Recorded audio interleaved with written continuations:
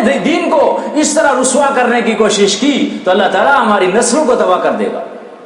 اللہ کا کسی کے ساتھ کوئی رشتہ داری کا معاملہ نہیں ہے۔ اللہ رب العزت عبد اور معبود کا تعلق ہے، ساجد اور مسجود کا تعلق ہے، خالق اور مخلوق کا تعلق ہے۔ اللہ تعالیٰ نہ کسی کی اولاد ہے نہ اللہ کی کوئی اولاد ہے۔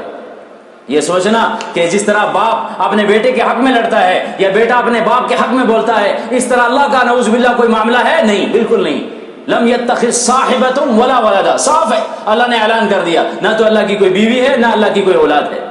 لم یلد ولم یولد، بے پرواہ، نہ تو کسی کا جنا ہوا نہ اس سے کوئی جنا گیا ہے، وہ بے پرواہ اللہ ہے۔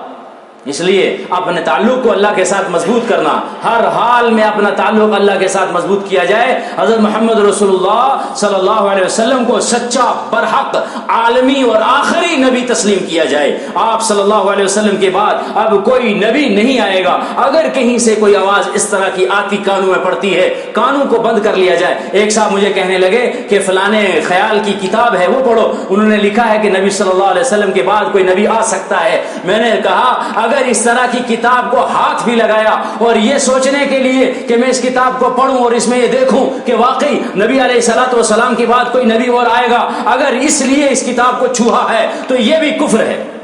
یہ بھی کفر ہے کہ اس کے دل کے اندر یہ خیال کیسے پیدا ہوا کہ میں جا کر اس کتاب کو اس لیے پڑھوں کہ نبی علیہ الصلوۃ والسلام کے بعد کوئی اور نبی آئے گا۔ ہرگز نہیں آئے گا، ہرگز نہیں آئے گا۔ محمد رسول اللہ صلی اللہ علیہ وسلم آخری نبی ہیں۔ انا خاتم النبیین لا نبی بعدی کا اعلان حضور پاک صلی اللہ علیہ وسلم نے اپنی زبان نبوت سے اور اپنی پاکیزہ زبان سے، صادق اور مصدوق نے، امین نے، سچے اور برحق نے اس وقت کر دیا تھا جب ایک مسلمہ کذاب کی خبر چلی تھی کہ یہ مسلمہ کذاب اپنے آپ کو نبی کہتا ہے۔ حضور پاک صلی اللہ علیہ وسلم نے فرمایا میرے جانے کے بعد 30 جھوٹے آئیں گے جو یہ دعویٰ کریں گے کہ میں نبی ہوں، سن لو، انا خاتم النبیین لا نبی بعدی، میں آخری نبی اور میرے بعد کوئی نبی نہیں ہے۔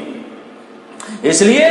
اگر یہ ساری چیزیں، ایک موضوع نہیں ہے ہمارے پاس، ہزاروں موضوعات ہیں ایسے کہ آج باطل کے ذریعے سے، نیٹ کے ذریعے سے، انٹرنیٹ کے ذریعے سے نہ جانے کیسی کیسی خرافات آج مسلمانوں کے اندر داخل کر دی گئی ہیں، علم نہ ہونے کی وجہ سے، علماء کے ساتھ تعلق نہ ہونے کی وجہ سے، اور دل کی پاکیزی ہے ہی نہیں، دل سدھرے ہوئے ہے ہی نہیں ہے، اور اس طرح کی باتیں آتی ہیں۔ کوئی اللہ کی ذات میں شک کرنے والا بن گیا ہے، کوئی نبی علیہ السلام کی نبوت میں شک کرنے والا بن گیا ہے، کوئی قرآن میں شک کرتا ہے، کہتا ہے نعوذ باللہ ثم نعوذ باللہ، کہتا ہے قرآن میں سے اتنی آیتوں کو ہٹا دیا جائے، کوئی حدیثوں میں شک کرتا ہے، کہتا ہے یہ اتنی حدیثیں موضوع ہو گئی ہیں، اور نہ جانے کوئی صحابہ پر الزام لگاتا ہے، کہتا ہے یہ سارے صحابہ اور اتنے صحابہ نعوذ باللہ یہ خائن تھے، یہ خائن تھے۔ میرے دوستو بزرگوں، اگر ہم نیٹ کی باتوں پر صرف سنتے رہے اور نیٹ کی باتوں پر کان دھنتے رہے اور علماء سے ہمارا تعلق نہ ہوا، یہ ساری چیزیں ہمیں گمراہ کر دیں گی، تباہی میں لے جائیں گی، برباد کر دیں گی، اور ہمارا انجام بہت برا ہوگا۔ اس لیے اپنے آپ کو علماء سے جوڑنا، دعوت کے کام سے جوڑنا، مساجد